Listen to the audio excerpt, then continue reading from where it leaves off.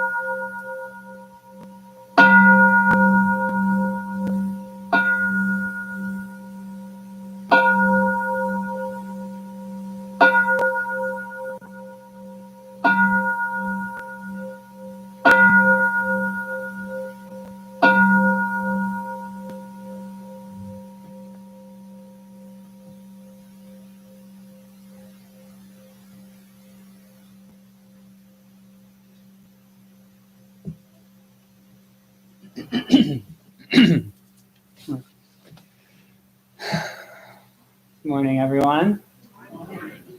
Thank you for joining us today. My name is Ryan, for those who don't know me. I'm excited to be here. Just a reminder to everyone that in our tradition, none of these teachings are unequivocal. The Buddha was a person, he was a teacher, he was extremely skilled, but he was not a god or prophet. So any attainment was the result of human endeavor. And today's teachings are also, obviously, not unequivocal. So let it be a reminder to your heart and your deeper understanding. If this teaching touches you in some way, that's great, that's beautiful. If it doesn't seem right to you, just let yourself listen as a meditation, sense where it is you should go, and just let it go. Let's please stand for our 3 refuges. They are page, I believe it's 7 in your book.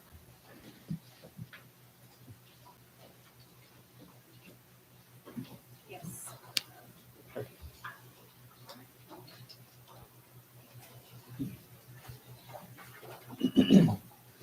And we'll all say together.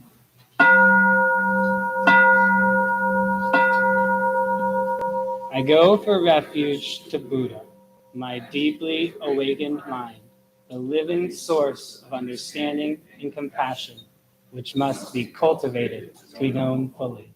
I go for refuge to Dharma, the path of mindful living, leading to healing, joy, and enlightenment, the way of peace, which must be cultivated to be known fully. I go for refuge to the Sangha, the loving and supportive community of practice, realizing awareness, and liberation, which must be cultivated to be known fully. I am aware that the 3 jewels are within my heart. I vow to realize. I vow to understand living beings and their suffering. I vow to cultivate loving kindness and compassion and to practice joy and equanimity. I vow to live simply and sanely, content with few possessions, and to keep my body healthy. I vow to let go of all worry and anxiety in order to be light and free. I am aware that I owe so much to my parents, teachers, friends, and all beings. I vow to be worthy of their trust, to practice wholeheartedly so that understanding and compassion will flower, and I can help living beings be free from their suffering. May the Buddha, the Dharma, and the Sangha support my efforts. May the Buddha, the Dharma, and the Sangha support my efforts. May the Buddha, the Dharma, and the Sangha support my efforts.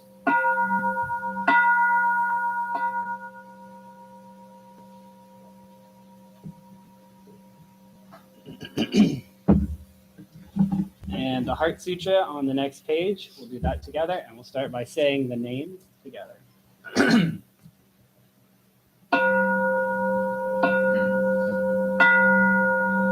The Maha Prajna Paramita Hridaya Sutra.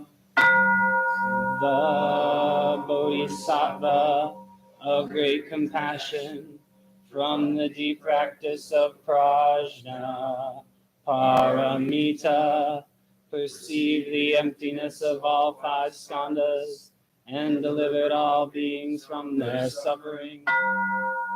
O Shariputra, form is no other than emptiness, emptiness no other than form. Form is emptiness, emptiness form. The same is true of feeling, thought, impulse, and consciousness. O Shariputra, all dharmas are empty. They are not born nor annihilated. They are not defiled nor immaculate. They do not increase nor decrease. So in emptiness, no form, no feeling, no thought, no impulse, no consciousness, no eye, ear, nose, tongue, body, mind, no form, sound, smell, taste, touch, or objects of mind, no realm of sight, no realm of consciousness, no ignorance, nor extinction of ignorance, no old age and death, nor extinction of them, no suffering, no cause of suffering, no cease from suffering, no path to lead out of suffering, no knowledge, no attainment, no realization, for there is nothing to attain. The Bodhisattva holds on to nothing but Prajna Paramita. Therefore, the mind is clear of any delusive hindrance. Without hindrance, there is no fear. Away from all perverted views, one reaches final nirvana.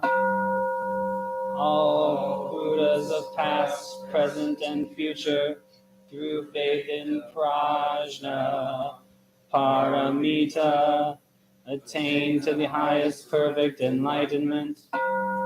Know then the Prajna Paramita is the great Dharani, the radiant fearless mantram, the utmost supreme mantram, which is capable of allaying all pain. This is true beyond all doubt. Proclaim now the highest wisdom, the Prajna Paramita. Gate, gate, para gate, para samgate, bodhisvaha. Gate, gate, para gate, para samgate, bodhisvaha. Gate, gate, para gate, para samgate, bodhisvaha. The Maha Prajna Paramita Hridaya Sutra.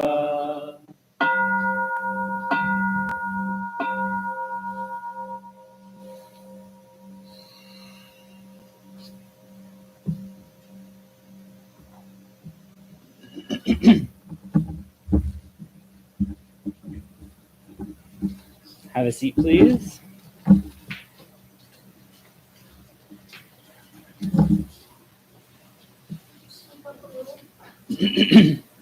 Sure. Yeah.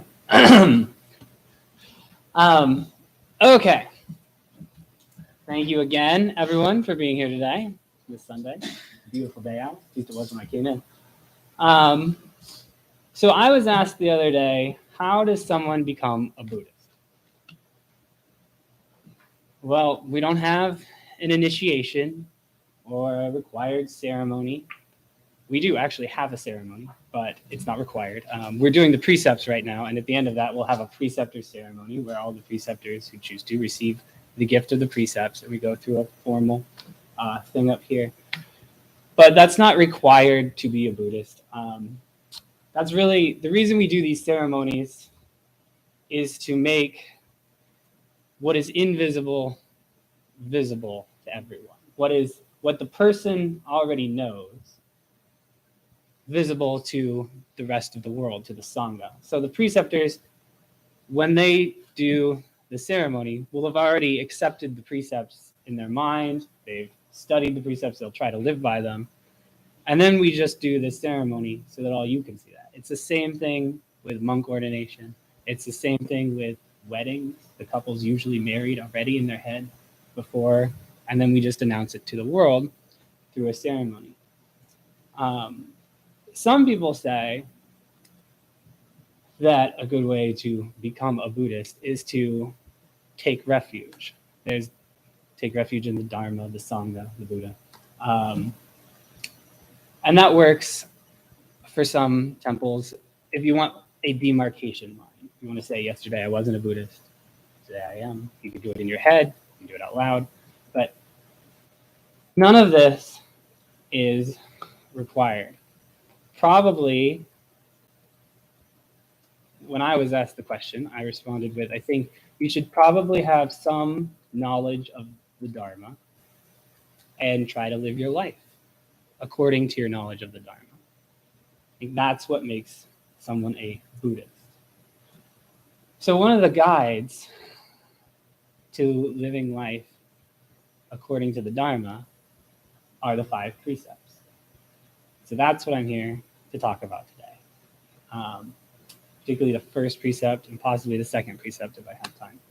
So what are the 5 precepts? They're a guide to living your life as a Buddha. Our life as a Buddha, anyone's life as a Buddha. We want to know how to live in harmony with living beings, and we don't want to wait until we are enlightened to do so. So, to name the 5 precepts, the first is to undertake the training rule to abstain from the destruction of life. Second is to undertake the training rule to abstain from taking that which is not given. The third, to abstain from sexual misconduct. The fourth, to abstain from false speech. And the fifth is to abstain from intoxicants. There's kind of a strange phrasing to them. I undertake the training rule to. And that's mostly because the precepts are guidelines. They're not rules. Buddhism typically doesn't tell you what to do. It says, if you do this, here are the consequences. You could do something else, here are those consequences. There's no one sitting in judgment of us. You're responsible for your actions and your karmic consequences. There's a lot of different ways to teach karma. Not going to go into karma today, but the precepts themselves are one of the most vital areas of practice for Buddhists. They're a definition of the life of a Buddha, of how a Buddha functions in the world, how enlightened beings live their lives, how they relate to each other, to other human beings, how we make moral and ethical decisions, they, the enlightened beings, and how they manifest wisdom and compassion in everyday life. But they're deeply personal. No one can tell you how to live your life according to the precepts. Your life is different than mine. Your truth is different than mine. Your experience is different than mine, and your context is different than mine. Does abstaining from the destruction of life, the first precept, does that require vegetarianism? Some people think it does. Some people think it doesn't. What does it mean when you have a termite infestation in your house? How do you live according to the precept in that situation? What do you do if you're a Buddhist living in the Ukraine today? I can't give you the answers to that. I can't tell you how to live your life according to the first precept. That's what your practice is for.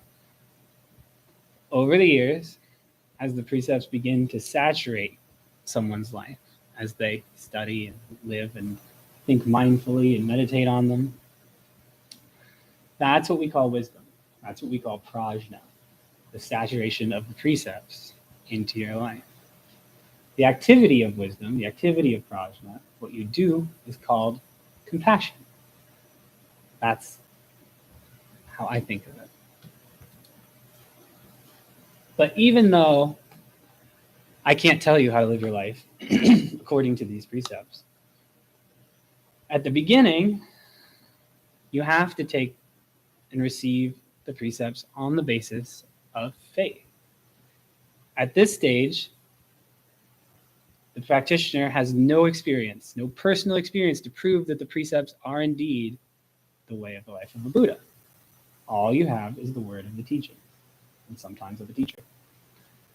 But ultimately, the whole practice, from beginning to end, is something that can only be done by each one of us, only experienced by each one of us, and learned by each one of us. There's no teacher on the face of this earth that can give you anything, and there's nothing you need to receive. We're all already complete. What we seek is not outside ourselves. We just have to stop and listen. So right now, we have a class of preceptors, as I said. They are committed to studying the precepts, undertaking them, integrating them into their lives. At the end of the year, we'll have the ceremony. They'll receive the gifts of the precepts formally. We'll make what was previously invisible visible to all of you. They'll also take this as an opportunity to adopt this temple as their own. They review the fundamentals of our practices here. They clean the temple, act as greeters, basically help keep this place running for the time they serve as preceptors, and hopefully for long afterwards. So here's where I really want to dive into the first precept, and if we have time, a second. But I also want to leave time for questions and comments. So again, first precept is to undertake the training rule to abstain from the destruction of life. Some translations have it as respect all life. Thich Nhat Hanh rewrote it into a much longer version for his students at Plum Village.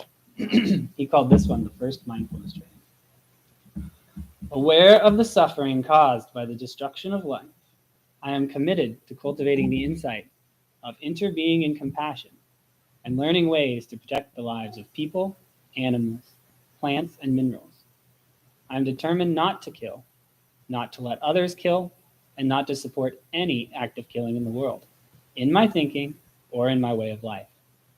Seeing that harmful actions arise from anger, fear, greed, and intolerance, which in turn come from dualistic and discriminative thinking, I will cultivate openness, non-discrimination, and non-attachment to views in order to transform violence, fanaticism, and dogmatism in myself and in the world.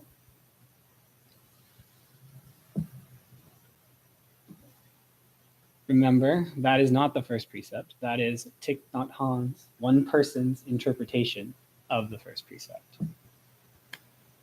But listening to that, don't we have an obligation to alleviate the suffering caused by others? Again, what are you supposed to do if you're a Buddhist living in a war zone or something comes up like that? There's no question that those violent actions need to stop. It's just a matter of the means and the methods. We have a real dilemma in Buddhism due to the fact that we're supposed to respond from a place of nonviolence, always resting in compassion and kindness. But if people won't stop their violent actions, maybe, we think, we should answer violence with violence.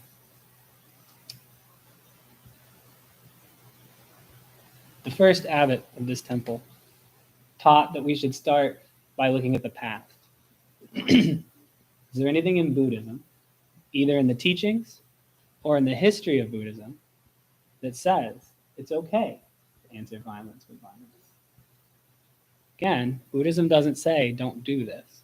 It says if you do, here are the consequences. You ultimately make the choice. We often struggle because we know the response we should have, but is it really going to work in this situation? Whatever situation we find ourselves in. So let's start with the Buddha's original teachings in the Pali Canon. Here the Buddha says, of any action you can take, violence and killing give you the most immediate, long-lasting, and powerful karmic consequences. So remember, the first precept, that's the number one commitment a Buddhist makes. Respect all life. It's the root of all moral behavior. Here's Majjhima Nikaya 135. Some man or woman kills living beings and is murderous, bloody-handed, given to blows and violence, merciless to living beings. Because of performing and undertaking such actions, on the dissolution of the body after death, he reappears in a state of deprivation, in an unhappy destination, in perdition, even in hell. But if on the dissolution of the body after death, he does not reappear in a state of deprivation, in an unhappy destination, in perdition, in hell, but instead comes back to the human state, then wherever he is reborn, he is short-lived. Doesn't get much clearer than that. Let's take a look at the Mahayana Sutras. I think what attracts a lot of people to this practice is that Buddhism doesn't tell you what to do. It says, if you do this, here are the consequences. But you have to decide for yourself. It doesn't give you a list of do's and don'ts. If you'd like to try something else, try this. Here's these consequences. In the way of the Bodhisattva, Shantideva says, I will utterly destroy the sustenance of this my enemy, my foe, whose sole intention is to bring me injury and sorrow. Pain, humiliation, insults, or rebukes. We do not want them for ourselves or those we love. For those we do not like, the opposite is true. If happiness befalls your enemies, why should this be a cause for your rejoicing? And if your hostile wishes were to bring them harm, again, what cause for joy is this for you? Why then would I be satisfied? Are those your thoughts? Is anything more ruinous than that? There is no reason for our rage. It's like blaming the fire for being hot. It's pretty clear. The teachings tell us that our response to violence should be nonviolent. Does the history of Buddhism give us any different examples? This part could surprise you, but then again, knowing history, it probably won't.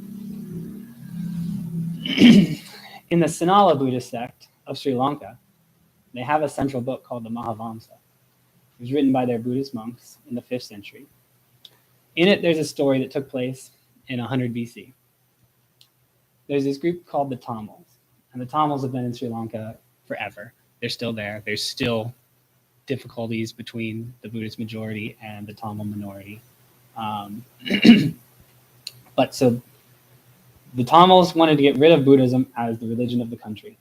So the king gathers all the senior monks together and says, what should I do? They tell him, the monks tell him, it's okay for you to go to war against the Tamils because it's in defense of Buddhism. Then they say that because the Tamils do not hold right view, they are no more than beasts. When the king defeats the Tamils, the monks issue the following proclamation. By this deed, there is no obstruction to your way to heaven. Unbelievers and men of evil they were, no more esteemed than the beasts. But as for you, you will bring glory to the religion of the Buddha in many ways. Therefore, cast away care from your heart. In China, in 581 AD, there was a ruler named Wen Tai. He took the Bodhisattva vows and then announced he was going to wage war to spread Buddhism. He announced the weapons of war had become like incense and flowers. I'm going to mangle this name, so I'm sorry. But during the Vietnam War, there was a prominent monk in Thailand, Phra Kitawuto Bhikkhu. On a national broadcast, he said the following: "Let us take today as an auspicious moment to declare war on communists. Let us determine to kill all communists and clean the slate in Thailand. The Thai must kill communists. Anyone who wants to gain merit must kill communists. The one who kills them will acquire great merit." In an interview he granted to a magazine in 1976, he was asked whether killing leftists resulted in demerit. He replied, "Even though we are Buddhist, we should do it. But it should not be regarded as killing persons, because whoever harms the nation, religion, and monarchy is not a whole person. That means we do not intend to kill persons, but rather Mara. That is the duty of all Thai people. Killing people for the sake of nation, religion, and monarchy is meritorious, like killing a fish to make curry to put into a monk's bowl." Japan during World War II is interesting for many reasons. This is from a piece of literature distributed by monks at the time. "In order to establish eternal peace in East Asia, arousing the great benevolence and compassion of Buddhism, we are sometimes accepting and sometimes forceful. We now have no choice but to exercise the benevolent forcefulness of killing one in order that many may live. This is something which Mahayana Buddhism approves of only with the greatest of seriousness." So what do we do with all of that? Let's go back to Shantideva, the teachings. Although we almost never feel compassion for those who, through defilement, bring about their own perdition, what purpose does our anger serve? The teachings tell us that we should respond with nonviolence. The history of Buddhism is filled with different examples. People who should probably know better, taking a different path.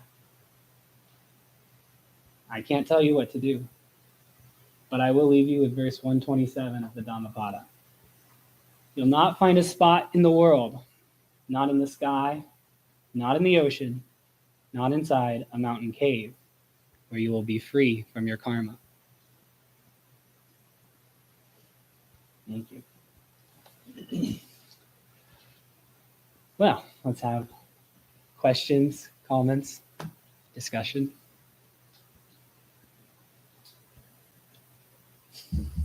Yeah. I just thought it was interesting, all these examples of nationalistic violence. I remember when I first got introduced to Buddhism, learned what it was about. I'm like, oh, there's no way like this revolution each other. And then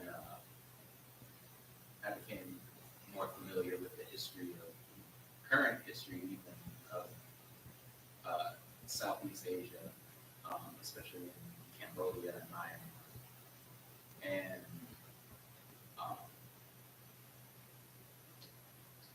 it just kind of drove home this idea that you can associate yourself with whatever belief or whatever philosophy or whatever practice you want, but people are ultimately still capable of acting very, very hatefully and selfishly, regardless of what they proclaim their interests are. And at the example you gave of the leader of Vietnam, talking about Thailand. It was a Thai monk during the Vietnam War. Okay. But basically telling everyone your Buddhist duty is to kill people for the glory of the nation is, and there's echoes of that throughout all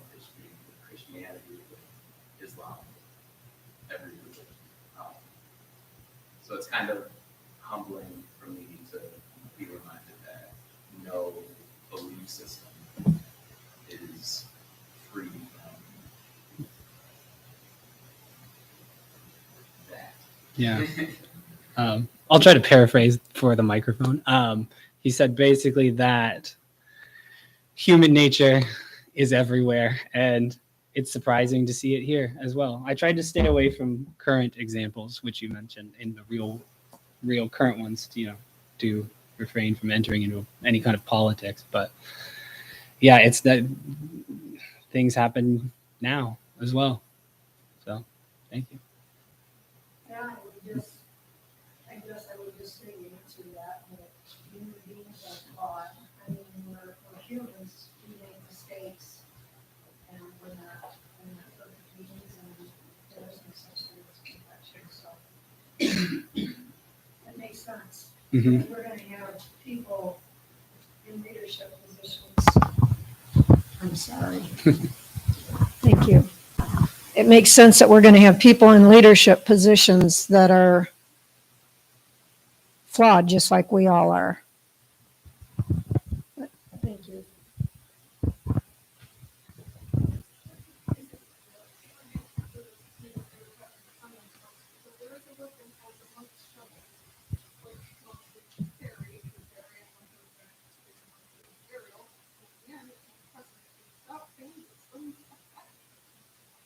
That's true. Yes, there's.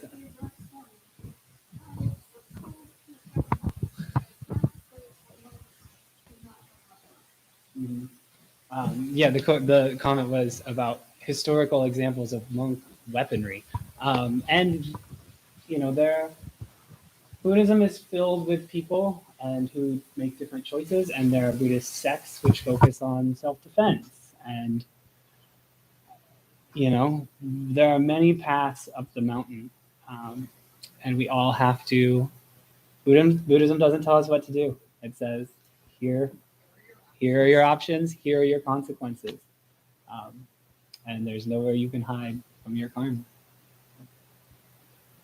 I kind of look at, there's so much gray area, and it's always situational also. It's like if somebody's coming from a family, I would protect them. But I also know with that decision, there is going to be a consequence. But am I willing to suffer for that so I can have more compassion for a loved one? So I'd self-sacrifice myself for someone else. Mm-hmm. But when it comes to religions and all that stuff, those are just named words. Yeah. So that's not money.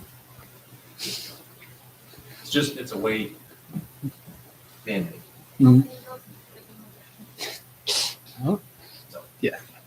Yeah, I just kind of add on what they said. I think if I was, there's time to look at not even just sports now, but it's just always been from history, really. It's just mankind's nature and whatnot. But I think just looking past that, it's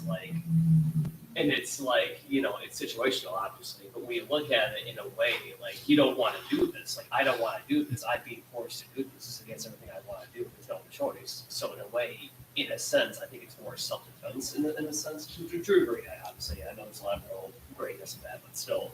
But the way I look at it was more of I read some soldiers that did that during World War II or something like that, where they didn't want to do it, obviously, but they had to because Nazi Germany and everything. Of course, we can't have them going around and everything, and it's just and it's just every time this guy shot a guy, and he would shoot the people in the head and everything, just not because of a killer, but it's the painless way to do it or something like that. I can't remember what it was. It's just a quick instant death. And there's times I look at that, I'm yeah, I will give them a good instant death, but I don't want to hate them. It's easy to do it. It's very easy to do it, and maybe it's right some days, but you have to understand everybody has a background. These people have been, brainwashed. They really believe in their cause and everything like that. And much with the Buddhist thing you were talking about too. And in a way, you can't really. Again, it's not easy, and everything's situational. But at the end of the day, they're just products of their background, like we all are. And you just look at that, I'm sorry, and.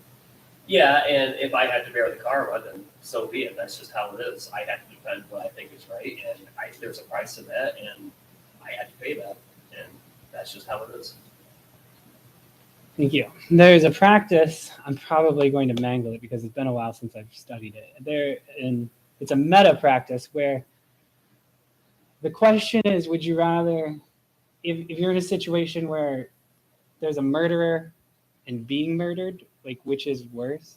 And typically people will say like, well, I'll be murdered so that someone else doesn't have to be murdered. But then after this meta practice matures for a while, maybe you come around to say, well, I'll be the murderer so I do not have to, so that someone else does not obtain that karma. Yeah. Because maybe that's the more, I don't know that where I stand on that. I don't have to know where I stand on that, but that's just a thing that exists. So yeah. Sorry, I'm Welcome. I studied the Dharma and the Precepts like you were talking about. I had a question about karma. I know you said you weren't going to talk on it today, but how do you know when you've like fulfilled the karmic cycle, or if it carries on to like another life? That's a good question, and one that I could talk about for a couple hours. But basically, without getting too deep into the skandhas and all of that, well, the fulfilling of the karmic cycle is reaching enlightenment. When your actions no longer are generating karma. And different sects, different monks will teach this differently. Karma is not typically a bank in which you put good actions to withdraw later and, bank them against your bad actions. Karma is more a natural law than a supernatural one. It's like throwing a rock into a pond. The ripples that come out are your karmic. And I'm conflating two versions of karma right here for simplicity's sake. But there's basically, if you gossip, you're putting gossip out into the world. And those ripples of gossip will ripple back to you. You cannot stop them. They're out there forever. And they'll come back. And they're connected to your life and to you and the way you will move forward. And as we live our lives according to the precepts and do our best, ideally the karma we generate will be good, but there's no judge to tell you whether that is good karma or bad karma. I mean, gossiping is pretty easy to say. That's not the greatest, but it's all just karma. So that's how I would answer that. That's one way to look at it. But there are many others, and there's a lot there. There's a lot to dig into. So thank you for your question. All right. If there's nothing else, let's go on to our closing gathas. I feel that I should make clear that the teachings say we should respond to violence with non-violence. We should rest in compassion and kindness. Just reiterate that. All right. Please stand for our closing gatha. Do we do announcements first or after? Announcements. Everybody can stand, that's okay. It'll be very brief. Seriously. Thank you very much. It was wonderful. Thank you. It was very good. My name is Gail. My given name and my Dharma name is Katya Sattva. I'm on the board and on the fundraising committee, so that is my spiel, fundraising committee today. We have Dana boxes, generosity boxes at each end of the temple. Everything here is either voluntary, monetary, or voluntary time. So the tea that we drink, the incense that you see, the cushions here, cleaning, it's all done by us to maintain the sangha. So Dana boxes at either end. For those of you that are new, I see some new faces. I'd encourage you to go and get the newsletter. There's opportunities there. I mean, it's an incredible newsletter, any of you that's seen it. And in there, you can do PayPal, you can do Amazon Smile, and I don't know if you're familiar with it, but those of you who shop online, if you shop, Amazon will donate a nominal amount back to the temple at no charge to you, which is really pretty good. I think that's it. Can you think of any other thing? The website. Oh, yes. Well, on the newsletter, kind of, that's where I was going, but yes, thank you. There's a link in the newsletter, or you can go to the website, or below the YouTube that you see, there's also a link there. So we really appreciate that. And then finally, we're gonna clean the temple, do a deep clean tomorrow. So if we could ask that at the end of service, that we put away everything. Thank you very much. I have an announcement. Okay, go ahead. This is for the women that are here. One of the temple members is gonna be offering a, workshop. It's a 4-week book club where you don't have books based on Buddhist practitioners. You don't have to read the books, though. She's gonna supply you with information and you'll have discussion. It'll be both virtual or in person, either one. There's information on the bulletin board about it. It starts soon, so if you're interested, you can contact the person who's doing this, Susan McFarland. And there's also on this bulletin board, there's a notice about it. It's called Books Worth Talking About. I've taken the workshop myself. It's very fun. You'll like it. You'll learn a lot. And all proceeds from it go right 100% back to the temple. So it's kind of a win-win situation. Thank you. Thank you. I'll give the quick version of the schedule. So we have Lojong on the full moon, the first full moon of every month. There's a Grand Rapid, the board of director meeting on the fourth Sunday of each month. We have a Buddhist-based recovery meetings. You can find the schedule of those on the website. We have a preceptor meeting after this service today. So at 11 o'clock, we'll clear the temple. So rather than doing like an extensive tea and stuff today, because we're going to get into the first precept. It's deep, it's heartfelt. And so we'll need the temple at that time. So let's have some conversation, some fun, and then we'll do that. So, all right, anything else? Perfect. Let's do our closing gospels.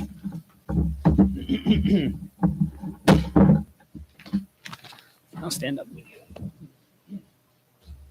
For all unskillful actions ever committed by me since of old, on account of my beginningless greed, anger, and ignorance, formed my body, mouth, and thoughts, now I atone for them all.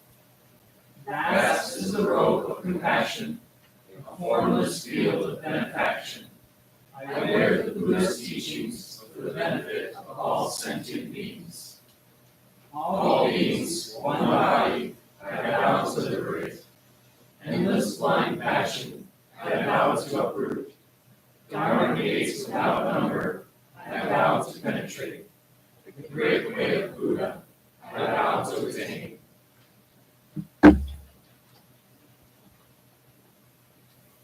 Thank you all. Please go in peace.